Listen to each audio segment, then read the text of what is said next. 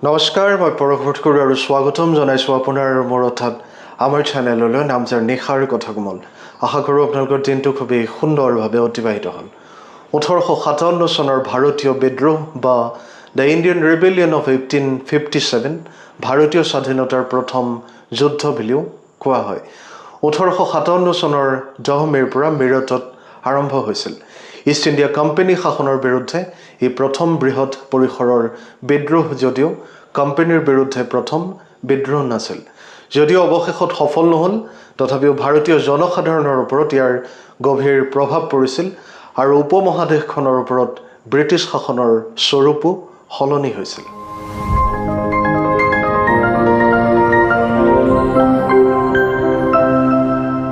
এতিয়া কথাটো হ'ল যে 1857 চনৰ বিদ্ৰোহৰ মূল কাৰণ কি?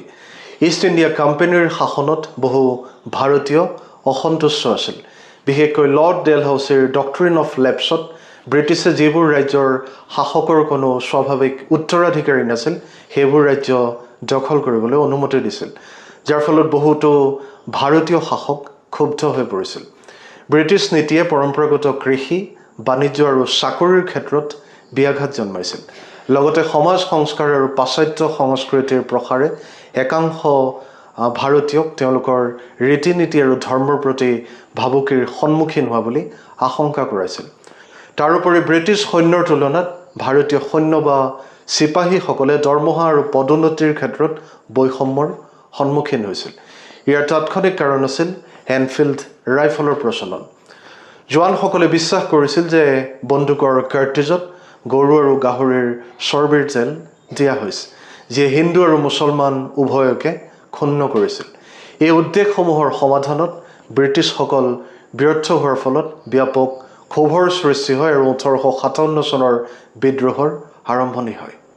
1857 চনৰ বিদ্ৰোহ আৰম্ভ হৈছিল যেতিয়া সেই বছৰৰ 29 মাৰ্চত চিপাহী মংগল পাণ্ডেই ব্ৰিটিছ বিষয়াৰ বিৰুদ্ধে বিদ্ৰোহ কৰিছিল। মংগল পাণ্ডেক প্ৰথমে গ্ৰেপ্তাৰ আৰু পাছত কোৰ্ট মাৰ্চেল আৰু তাৰপিছত ফাঁচি দিয়া হয়, যাৰ ফলত ভাৰতীয় সৈনিকৰ মাজত ক্ষোভ বাঢ়ি যায়। ইয়াৰ কিছু সময়ৰ পিছত মিৰটত 85জন চিপাহীয়ে নতুন এনফিল্ড ৰাইফলৰ কাৰ্টিজ ব্যৱহাৰ কৰিবলৈ অস্বীকাৰ কৰাত তেওঁলোকক 10 বছৰৰ কাৰাদণ্ড বিহা হয়। 1857 চনৰ 10 মে'ত তেওঁলোকৰ সতীৰ্থ সৈন্যসকলে বিদ্ৰোহ কৰি কাৰাগাৰত থকা চিপাহীসকলক মুক্ত কৰি ব্ৰিটিছ বিষয়াসকলক আক্ৰমণ কৰে। ইয়াৰ পিছতে বিদ্ৰোহীসকলে দিল্লীলৈ যাত্ৰা কৰি বাহাদুৰ শ্বাহ জাফৰক ভাৰতৰ সম্ৰাট হিচাপে ঘোষণা কৰে। এই বিদ্ৰোহ কানপুৰ, লক্ষ্ণৌ, ঝান্সী, গোৱালিয়ৰ, বিহাৰ আদি ঠাইত দ্ৰুত গতিত বিয়পি পৰে। ৰাণী লক্ষ্মীবাই, তাতিয়া টোপে, নানা চাহেব, কোঁৱৰ সিং আদি গুৰুত্বপূৰ্ণ নেতাই এই আন্দোলনত যোগদান কৰে। বিভিন্ন ধৰ্ম, জাতি, সামাজিক গোটৰ লোকে এই বিদ্ৰোহত অংশগ্ৰহণ কৰিছিল। যদিও ব্ৰিটিছে প্ৰায় 18 মাহৰ পিছতে বিদ্ৰোহ দমন কৰিছিল, তথাপিও এই ঔপনিৱেশিক শাসনৰ বিৰুদ্ধে ভাৰতীয়সকলৰ মাজত এক প্ৰবল ঐক্যবোধ প্ৰদৰ্শন কৰিছিল। 1857 চনৰ বিদ্ৰোহ বিফল হ'ল কাৰণ বিদ্ৰোহীসকলৰ এগৰাকী নেতা আৰু স্পষ্ট পৰিকল্পনাৰ অভাৱ আছিল।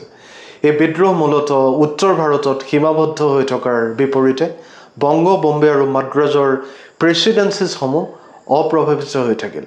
ব্ৰিটিছ পৰাজিত হোৱাৰ পিছত বহু ভাৰতীয় শাসকৰ দেশৰ প্ৰতি এক উমৈহতীয়া দৃষ্টিভংগী নাছিল আৰু শিখ সৈন্যসকলেও বিদ্ৰোহত যোগদান কৰা নাছিল। বিদ্ৰোহ দমন কৰাৰ পিছত ইষ্ট ইণ্ডিয়া কোম্পানীৰ শাসনৰ অন্ত পেলাই ব্ৰিটিছে ভাৰত চৰকাৰ আইন 1858ৰ জৰিয়তে ব্ৰিটিছ মুকুটৰ প্ৰত্যক্ষ নিয়ন্ত্ৰণলৈ আনিছিল। ৰাণী ভিক্টৰিয়াইও ঘোষণা কৰিছিল যে ভাৰতীয়সকলে ব্ৰিটিছ প্ৰজাৰ দৰে অধিকাৰ লাভ কৰিব। এই কথাৰে আজিৰ এই খণ্ডটো সামৰিছোঁ। আশা কৰোঁ আপোনালোকে আদৰি ল'ব, লগতে আপোনালোকৰ মতামত আগবঢ়াব আৰু চেনেলটো নিশ্চয়কৈ ছাবস্ক্ৰাইব আৰু ফ'ল' কৰিব। পুনৰ লগ পাম এক নতুন আৰু আকৰ্ষণীয় বিষয়ৰ সৈতে। ভগৱানে আপোনালোক সকলোৰে মংগল কৰক। আজিলৈ আহোঁ। শুভৰাত্ৰি। ধন্যবাদ।